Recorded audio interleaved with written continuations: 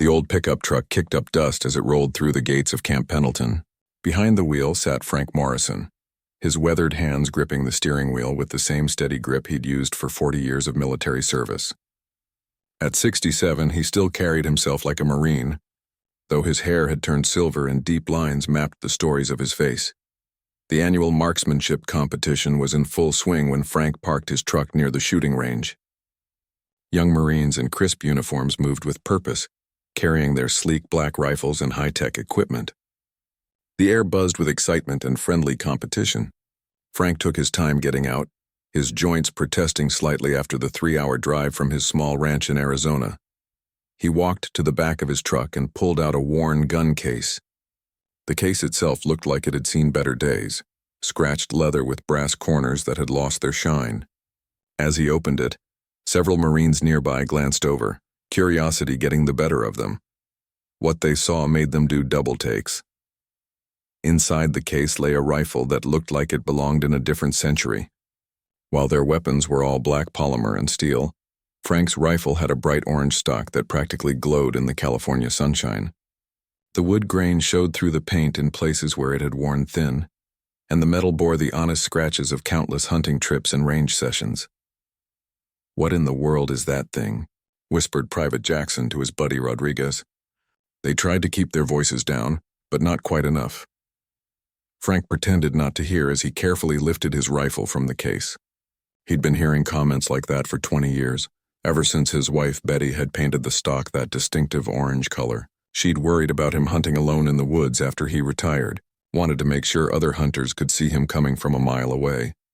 "Looks like something you'd buy at a toy store," Rodriguez muttered back, earning a few chuckles from the growing group of onlookers. Staff Sergeant Tony Rivera walked over, his own precision rifle slung across his shoulder. Rivera was the unit's top marksman, holder of several base records and not known for his patience with what he called weekend warriors. "You here for the competition, sir?" Rivera asked, the word sir carrying just enough respect to be proper but not enough to hide his doubt. "That's right," Frank replied simply, running his hand along the orange stock with obvious affection. "Been looking forward to it." Rivera's eyes lingered on the unusual rifle. "That's quite a unique weapon you've got there. Custom paint job?" "My wife's handiwork," Frank said with a slight smile. "She wanted to make sure I'd be safe out in the hunting woods. Orange means visibility." A few of the younger Marines exchanged glances. One of them, Corporal Hayes, couldn't help but speak up. "Sir, don't you think that bright color might give away your position? I mean, in a tactical situation?" Frank's smile widened just a touch. "Well, son, I suppose that depends on what kind of situation you're planning for." The crowd around them was growing. Word had spread quickly through the range that there was an old-timer here with some kind of novelty rifle.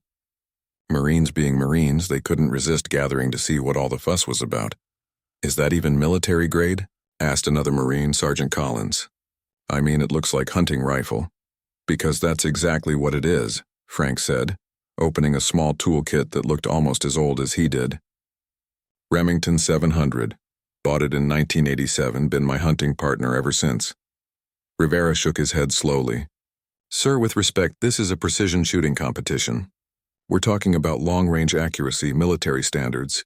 Most of us are shooting custom builds with match-grade barrels, advanced optic systems." Frank looked up from where he was making small adjustments to his scope. "Is that so?" "These rifles cost more than some people's cars," Collins added. "Computer-assisted targeting, wind meters, rangefinders built right into the scopes." "Sounds fancy," Frank said mildly, continuing his methodical preparation. By now, word of the old man with the orange rifle had reached the competition officials. Captain Williams, the range officer, approached the group with a clipboard in hand. "Mr. Morrison, I'm Captain Williams. We spoke on the phone about your guest shooter invitation." "That's right, Captain. Pleasure to meet you." Williams glanced at Frank's rifle and tried to keep his expression neutral. "I should mention that while we welcome veteran participation, this is a serious competition. We have Marines here from across the Corps, some of the best shooters in the military." "I understand completely," Frank said, standing up and shouldering his rifle to check the fit. The orange stock looked even brighter against his faded flannel shirt. "The thing is," Williams continued carefully, "we want to make sure all participants understand the level of competition they're entering. These Marines train year-round for this. They've got equipment that costs thousands of dollars. Frank nodded thoughtfully. Captain, I appreciate your concern. But I didn't drive 3 hours just to admire the scenery. Rivera stepped closer. Sir, no offense, but look around. See those scopes? Some of them cost more than that entire rifle. We're shooting at distances where a degree of wind drift can mean the difference between first and last place. And don't even get me started on that orange stock, muttered Jackson, just loud enough to be heard. It's like bringing a water gun to a firefight. Frank's expression didn't change, but something shifted in his eyes. Anyone who'd served with him would have recognized the look. It was the same calm focus he'd shown in 2 tours of Vietnam and another in Iraq. The same steadiness that had earned him the nickname Ice among his fellow Marines decades ago. Well, Frank said quietly, I suppose we'll see about that. He went back to his preparations, moving with the deliberate precision of someone who'd done this exact routine thousands of times. Every adjustment was small, considered, purposeful. While the younger Marines continued their comments and speculation, Frank worked in his own bubble of concentration. The shooting competition was scheduled to begin in an hour, with different events throughout the day. Frank had registered for everything. Despite the organizer's suggestion that he might want to stick to the shorter distance events, more suitable for his equipment. As he finished his setup, Frank caught the eye of a young Marine who'd been watching quietly from the edge of the group. Unlike the others, this one didn't seem to be judging, just observing with genuine curiosity. What do you think, son? Frank asked. The Marine, whose name tag read Wilson, considered for a moment.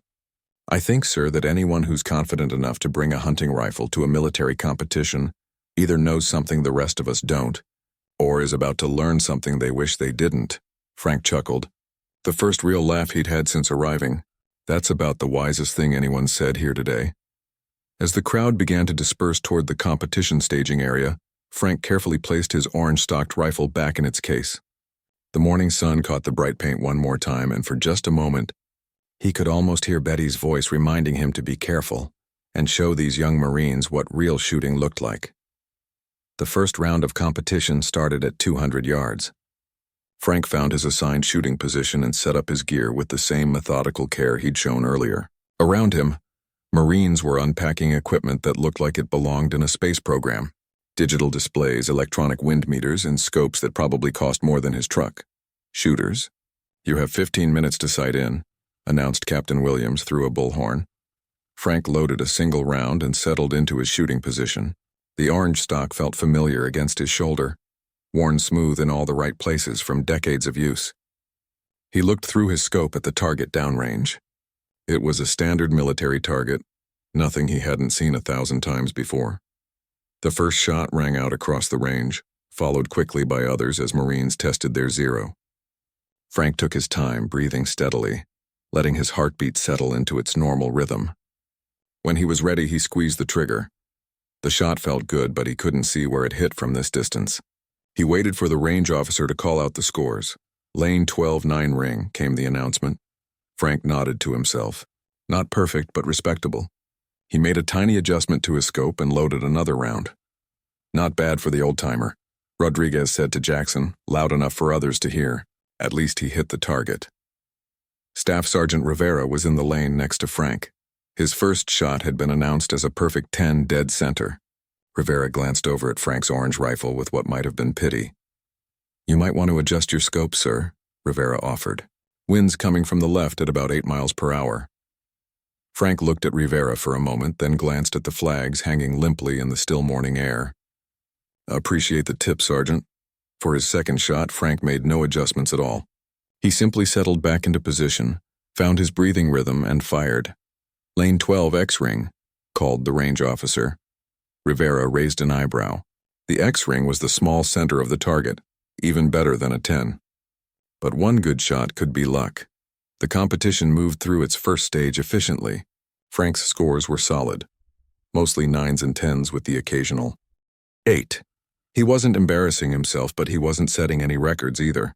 Exactly the kind of performance everyone expected from a retired Marine with an old hunting rifle. He's doing okay for someone his age, Corporal Hayes commented during a break between stages. I mean, considering his equipment. Give the old guy credit, agreed Wilson, the young Marine who'd spoken to Frank earlier. He's keeping up, but keeping up wasn't winning, and everyone knew it. Rivera was shooting lights out as expected. His high-tech rifle was putting round after round into the center of targets with mechanical precision. Several other Marines were also shooting exceptional scores. Frank, meanwhile, was sitting in the middle of the pack. Respectable but unremarkable. During lunch break, Frank sat alone at a picnic table eating a sandwich from a brown paper bag. His orange rifle leaned against the table beside him, drawing occasional glances from passing Marines. Captain Williams approached with his clipboard. "How are you feeling about the competition so far, Mr. Morrison?" "Can't complain," Frank replied, taking a bite of his sandwich. "Good group of shooters you've got here. They are indeed. Some of the finest marksmen in the Corps." Williams paused, then continued in a gentler tone. "I hope you're not feeling discouraged. The afternoon stages get more challenging." Frank looked up at the captain. "Discouraged? Why would I be discouraged?" "Well, the scores." Williams trailed off, suddenly unsure how to finish the sentence diplomatically. "The scores are what they are," Frank said simply. "Day's not over yet." Williams nodded and moved on, but Frank could see the man's expression. It was the look people got when they were trying to be kind to someone who was clearly out of their depth. The afternoon brought longer distances. 300 yards, then 400, then 500. Frank's performance remained exactly the same. Solid, competent, but nothing special. His orange rifle kept putting bullets where they needed to go, but without the surgical precision of the younger Marines' equipment. "I think we can all see where this is heading," Rivera said to his group during another break. "The old man's doing fine for someone shooting a museum piece, but this is supposed to be a serious competition." "Maybe we should suggest he stick to the shorter distances tomorrow," suggested Collins. Save himself some embarrassment. Frank was close enough to hear the comments, but he showed no reaction.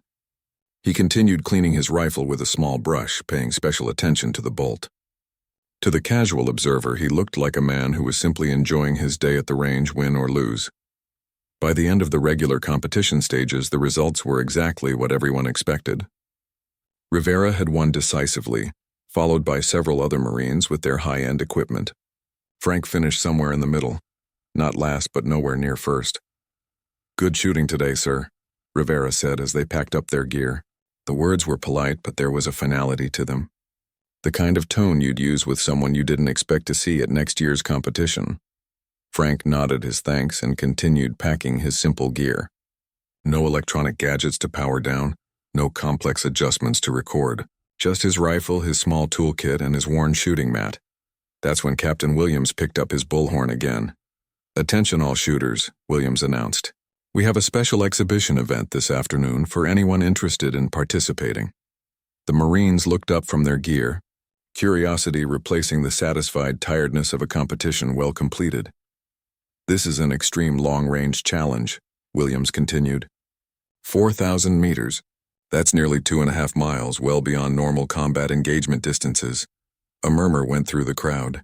4,000 meters was serious long-range shooting, the kind of distance that separated good shooters from legendary ones. "This is purely for fun and bragging rights," Williams added. "No official scoring, no prizes. Just a chance to see what you and your equipment can do at maximum range."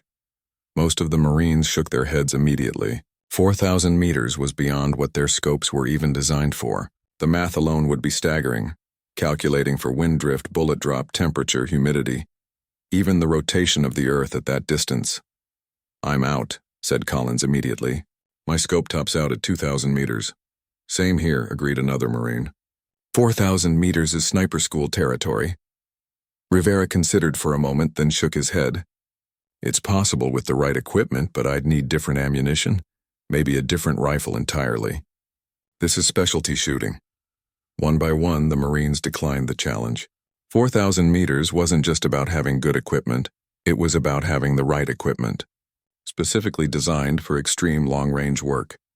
Frank finished packing his orange rifle into its worn case, then looked up at Captain Williams. "I'll give it a try," he said quietly. The conversation around him stopped. Marines turned to stare at the old man with his hunting rifle. "Sir," Rivera said carefully, "I'm not sure you understand. 4,000 meters. That's beyond what most military snipers attempt." Frank stood up slowly, his case in his hand. "I heard the captain correctly, Sergeant." "But your rifle," Hayes protested. "I mean, no offense, but that's a hunting rifle. The scope probably doesn't even..." Frank cut him off with a gentle smile. "Son, you might be surprised what this old rifle can do." Captain Williams looked uncertain. "Mr. Morrison, I should mention that we'll need to move to a different range for this.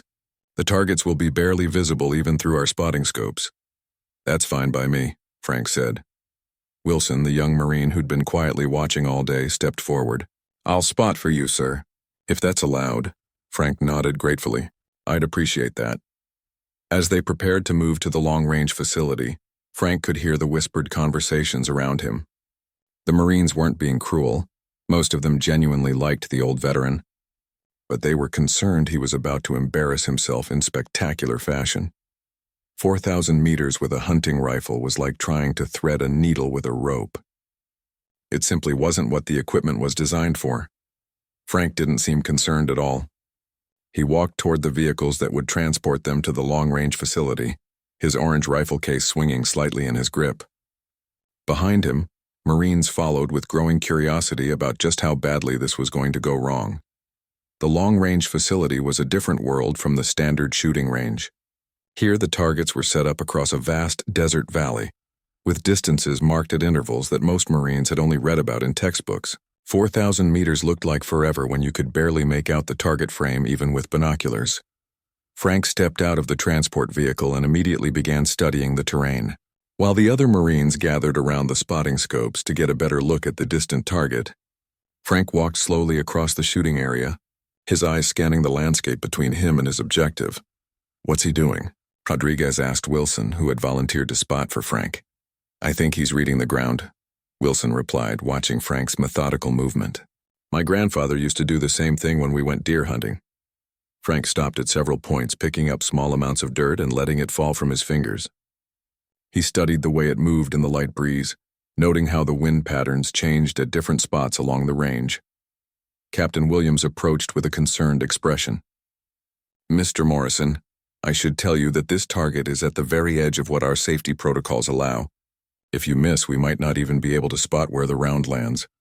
"I understand, Captain," Frank said, kneeling down to examine some desert grass swaying near the shooting position. "Have you had anyone successfully hit this target before?" Williams hesitated. "We've had a few close calls. One Marine got within 2 feet last year with a specialized long-range rifle system." Frank nodded as if this information was exactly what he'd expected to hear. He pulled out a small notebook from his shirt pocket, the same worn book he'd been carrying for decades. The pages were yellowed and filled with handwritten notes, sketches, and calculations. "Sir," Rivera said, approaching with obvious concern, "I really think you should reconsider this. 4,000 meters isn't just about good shooting. At that distance, you have to account for the Coriolis effect. Barometric pressure, temperature gradients, the rotation of the Earth," Frank added quietly, not looking up from his notebook. Rivera blinked. "Exactly. Most shooters don't even know about that factor." Frank flipped through several pages of his notebook, comparing notes he'd written years earlier. The margins were filled with calculations and corrections, weather data, and bullet performance notes from dozens of different shooting sessions. "Been keeping track of these things for about 30 years now," Frank said, showing Rivera a page covered in tiny, precise handwriting. "Started in Vietnam when I realized the difference between hitting and missing usually came down to the small details nobody talks about." Rivera looked at the notebook with new interest. The calculations were complex, but they were also clearly the work of someone who understood long-range, shooting at a level he hadn't expected. Frank continued his preparation by examining his ammunition with a magnifying glass he pulled from his toolkit. Each bullet was inspected for tiny imperfections, weighed on a small portable scale and either approved or set aside. "He's weighing his bullets," Hayes observed to Collins. "I've never seen anyone do that at a competition." "My instructor at sniper school mentioned that," Collins replied, sounding puzzled. "But he said it was only worth doing for extreme precision shooting." Young Wilson watched Frank work with growing fascination. "Sir, can I ask you something?" Frank looked up from his ammunition selection. "Go ahead, son. That notebook of yours. It's like you've been preparing for this shot your whole life." Frank smiled, the first genuine warmth he'd shown all day. "In a way, I suppose I have been." He gestured toward his orange rifle. This old girl and I have been working together for a long time. Can I ask about the orange paint? Wilson said. I mean, I know you said your wife painted it, but... Frank's expression softened even more. Betty was worried about me hunting alone after I retired. She'd heard too many stories about hunters getting shot by accident, mistaken for deer in the early morning light. He ran his hand along the distinctive stock. She said if I was going to go wandering around in the woods with a rifle, she wanted to make sure every hunter in 3 counties could see me coming. That's actually pretty smart, Wilson said. She was a smart woman, Frank agreed. Smarter than me anyway. She knew I'd never stop hunting, so she figured she'd make it as safe as possible.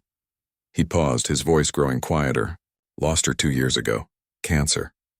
The group fell silent for a moment. Suddenly, the bright orange stock didn't look silly anymore. It looked like love. Frank returned to his preparation, but now the Marines were watching with different eyes. This wasn't just an old man with an unusual rifle.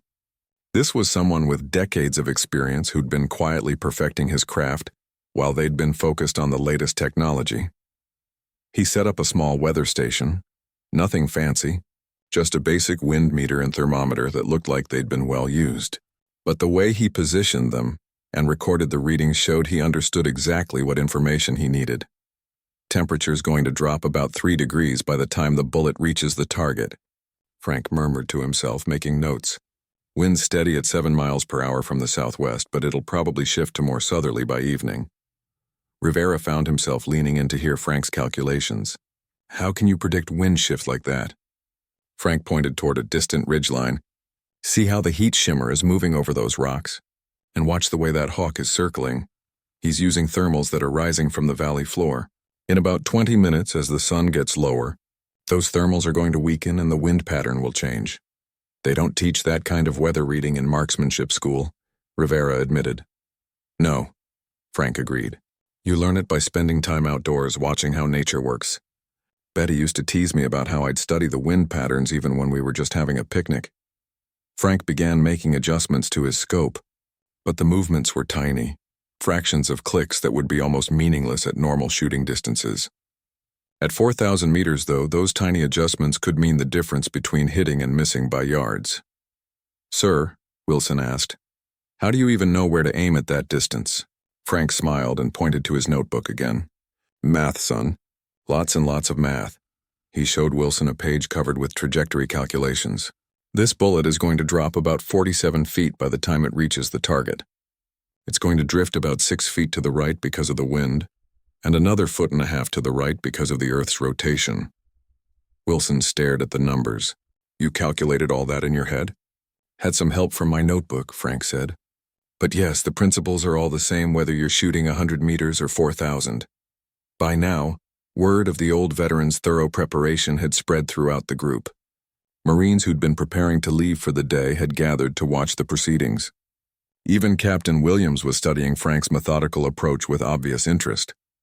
I've never seen anyone prepare this thoroughly for a single shot, Williams commented to Rivera.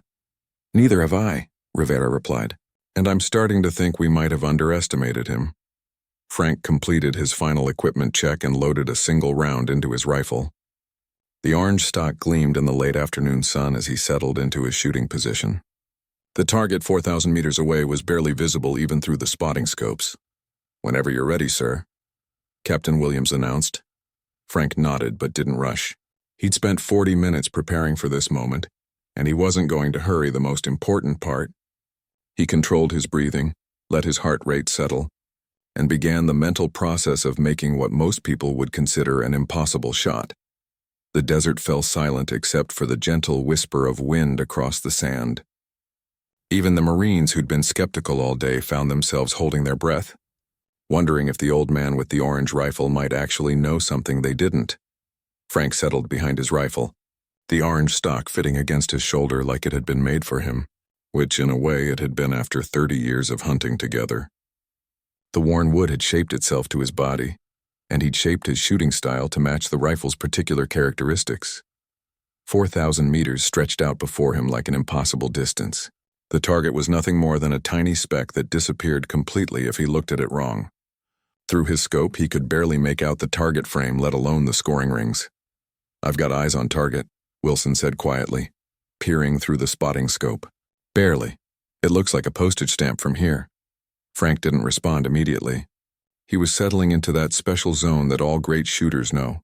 The place where time slows down and the world narrows to just you, the rifle, and the target. His breathing became deep and regular, each exhale releasing a little more tension from his body. "Wind's holding steady," he murmured to himself, checking the flags one more time. The desert breeze was consistent, which was about the only thing working in his favor. At this distance, even a slight change in wind speed could push his bullet completely off target. Rivera stood behind Frank with his own binoculars, trying to spot for the shot despite his earlier doubts. "Sir, I have to ask, have you ever attempted a shot this long before?" Frank was quiet for a long moment, his cheek pressed against the stock, his eye lined up perfectly with the scope. "Once," he said finally. "Vietnam, 1971, different circumstances. Did you make it?" Another pause. "Let's just say it was a shot that mattered." The group of Marines had grown larger as word spread about the old veteran's attempt. Even some of the officers had wandered over to see what was happening. Captain Williams stood with his arms crossed, genuinely curious to see how this would play out. Frank made one final tiny adjustment to his scope, a quarter-click adjustment that would move his point of impact about 6 inches at this distance. In normal shooting, such a small change would be meaningless. At 4,000 meters, it could be the difference between success and failure. "Take your time, sir," Wilson said softly. No pressure, but Frank knew there was pressure, just not the kind Wilson meant. This wasn't about winning a competition or impressing the younger Marines. This was about proving to himself that all those years of practice, all those careful notes in his worn notebook, all those quiet conversations with Betty about wind patterns and bullet drop, that it all still mattered. He found his natural point of aim and let his body settle completely. The rifle became an extension of himself, pointing naturally toward the distant target without any muscular effort. His breathing settled into the rhythm he'd used for decades. In, out, then a natural pause where his lungs held just enough air to keep him steady, but not so much that his heartbeat would disturb his aim. The desert was completely quiet now. Even the ever-present California wind seemed to hold its breath. Frank's finger found the trigger, not the tip of his finger like an amateur might use, but the pad just behind the tip where he had the most control. The pressure was so light it would barely crush an eggshell, but it was exactly the pressure this particular trigger had been adjusted to over years of use. Time stretched out. Frank could hear his own heartbeat, feel the rhythm of his pulse. He waited for the natural pause between beats, the moment when his body was most still. The trigger broke clean and sharp. The rifle jumped against his shoulder with its familiar recoil, and Frank immediately worked the bolt to chamber another round, just in case. But his eye never left the scope, trying to spot the bullet's impact even though he knew it was impossible at this distance. "Shot fired," Wilson announced unnecessarily. Everyone had heard the sharp crack of the rifle. Then came the waiting. At 4,000 meters, even a high-velocity rifle bullet takes several seconds to reach its target. Frank stayed in position, watching through his scope while Wilson kept his eyes glued to the spotting scope. "How long?" Rodriguez whispered. "About 6 seconds," Rivera answered, checking his watch. The seconds crawled by like hours. Everyone was holding their breath, straining their eyes toward the distant target that was barely visible even through binoculars. "Anything?" Captain Williams asked Wilson. "Still watching," Wilson replied, his voice tight with concentration. "The target's so small I can barely—" He stopped mid-sentence. "Wait," Wilson said, his voice suddenly sharp with excitement. "Wait, I think—" "Did you see that?" "See what?" Rivera demanded, swinging his own binoculars toward the target. "I thought I saw dust kick up behind the target," Wilson said, his voice uncertain. But at this distance, Frank remained motionless behind his rifle, still watching through his scope even though he knew he couldn't see the impact from here. His expression was calm, almost meditative, as if the outcome didn't matter to him either way. Captain Williams was already reaching for his radio. "Range control, this is Williams at the 4,000-meter line. Can you confirm impact on target 4,000 Alpha?" Static crackled from the radio for what seemed like forever. Frank finally sat up from behind his rifle, working his shoulders to relieve the tension from holding position. "Nice shot, sir," Rivera said quietly. "Whatever happens, that was a beautiful trigger pull." Frank nodded his thanks but kept his eyes on the radio in Williams' hand. After 30 years of long-range shooting, he thought he knew how his shot had felt. But at 4,000 meters, feeling and reality didn't always match up. More static from the radio, then finally a voice. "Williams, this is range control. We're having trouble confirming from our position. Can you give us a few more minutes to get someone downrange with a spotting scope?" "Copy that, range control." The waiting began again, but now it was different. Now it was the waiting that comes after you've done everything right. When the outcome is out of your hands and all you can do is hope that physics and mathematics have worked the way they're supposed to. Frank began packing his gear with the same methodical care he'd shown all day. Win or lose, hit or miss, he was satisfied with the shot. After 4 decades of shooting, he'd learned to tell the difference between a good shot and a bad shot by how it felt, regardless of where the bullet actually went. "Sir?" Hayes asked. "How do you think you did?" Frank paused in his packing and looked toward the distant target, invisible now in the afternoon haze. "Shot felt good," he said simply. "Rest is up to the bullet." The radio crackled again. "Williams, we're moving a spotter into position now. Should have confirmation in about 5 minutes. 5 more minutes of waiting. 5 more minutes of wondering whether 40 years of experience and a bright orange hunting rifle could accomplish what everyone thought was impossible."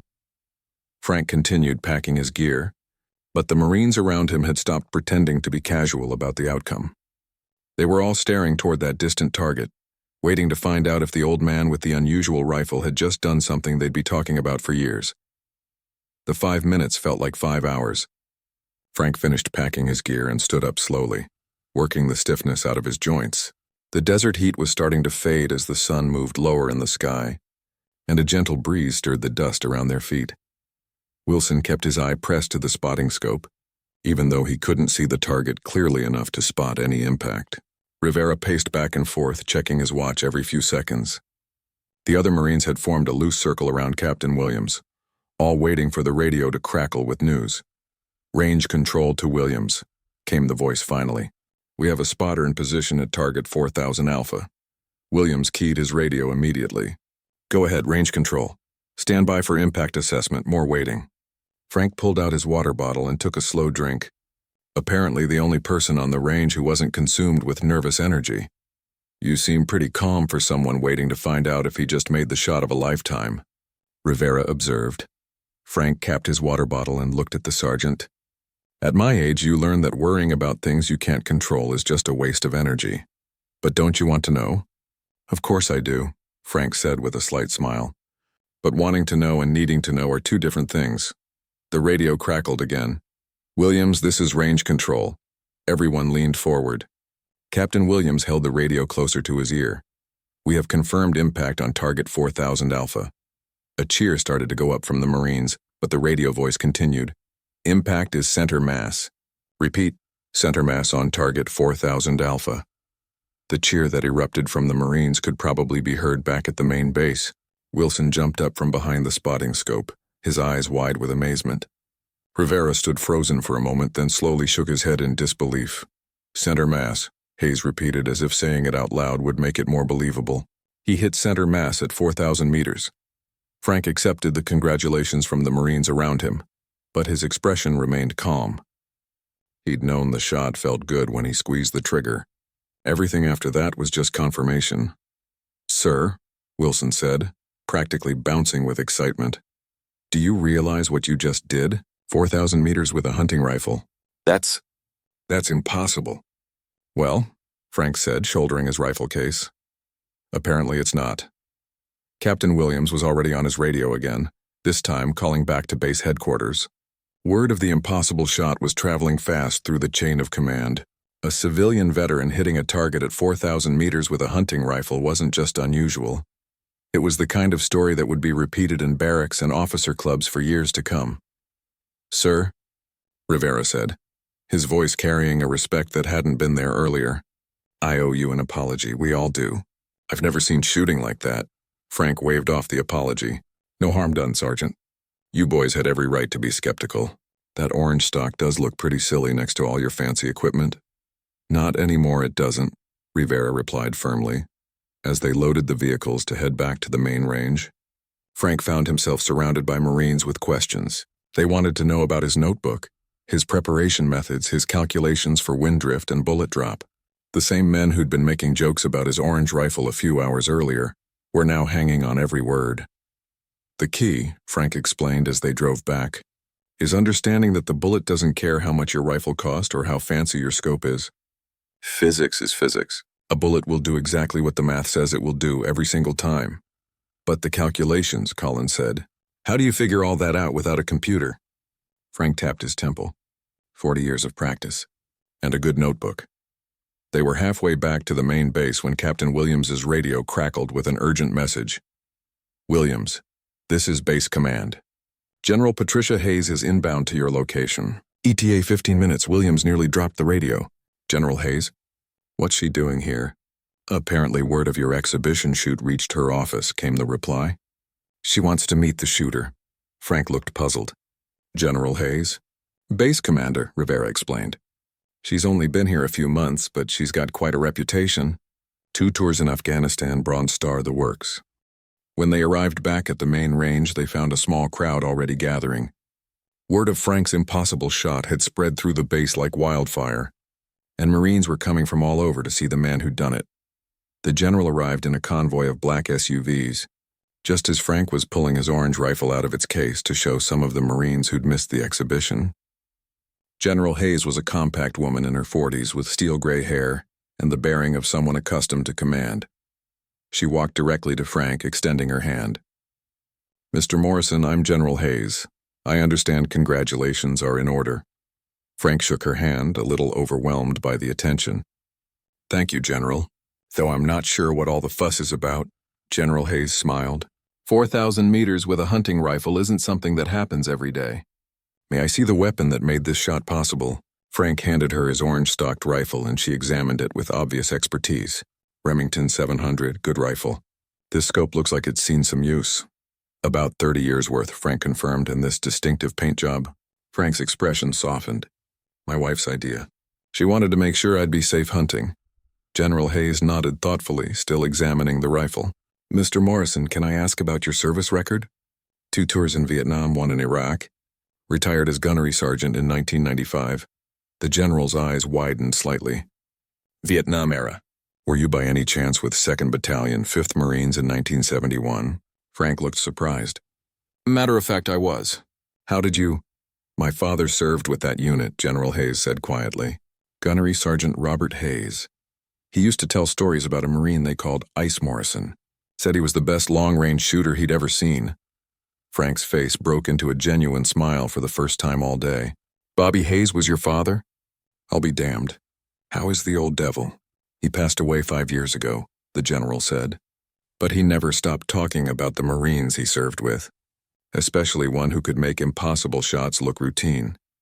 The circle of Marines listening to this exchange had grown larger. They were witnessing something special, the moment when a legend revealed himself. He used to tell me about a shot you made in the Mekong Delta, General Hayes continued. Something about eliminating a sniper at extreme range with a single shot. Frank's expression grew serious. That was a long time ago, General. Different war, different world. But the same steady hand, she replied, handing his rifle back to him. And apparently the same incredible skill. As the crowd began to disperse and the excitement of the day wound down, Frank found himself surrounded by young Marines who wanted to learn from him. The orange rifle that had drawn mockery just hours earlier was now being examined with reverence. Mr. Morrison, Wilson asked, would you consider coming back next year? Maybe giving some instruction? Frank looked around at the eager faces, then down at his distinctive orange rifle. Well, he said slowly, I suppose Betty would have liked that. She always said this old rifle was meant to be used, not hung on a wall. As the sun set over Camp Pendleton, Frank Morrison packed his gear for the drive home. The orange-stocked rifle that had been the source of jokes and skepticism was now the star of stories that would be told for years to come. Sometimes the most extraordinary things come in the most ordinary packages. And sometimes an old Marine with a bright orange hunting rifle can remind everyone that true skill never goes out of style.